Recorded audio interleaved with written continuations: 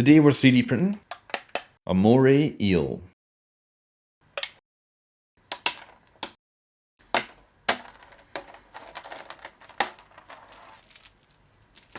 And this is an extremely simple 3D print with no supports or infill needed, but its thin vertical features do mean you need good adhesion. And you can see what it looks like here in 3D.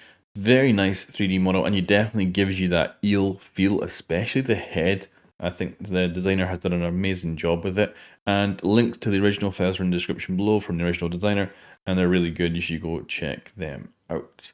Anyway, let's continue on with this. So after printing, we're then going to have our eel done. Now, what we're going to do is give it a little bit of a paint job. But first of all, let's take a look at the articulation of this one.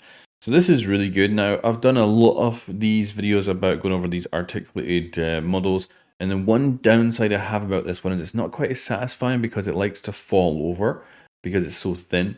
The other ones are really nice because you can just lay them down very kind of naturally and they look great. Whereas this one you have to deliberately put it down in a way that it's not going to fall over. But anyway, let's go ahead and give this a little bit of a paint job when it comes to the eyes. And I think big black eyes of an eel here are perfect. And this will just give it just a touch more personality than it has without them.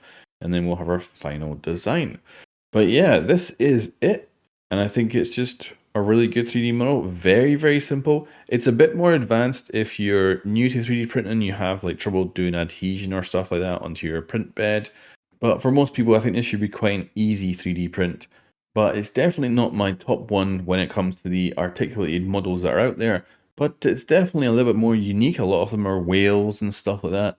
Not many are eels. And this definitely gives it a little bit of a bonus point at least. Anyway guys, if you enjoyed this, there's a playlist with more print in place models. You want to see what other ones I've printed off. And I'll catch you guys next time.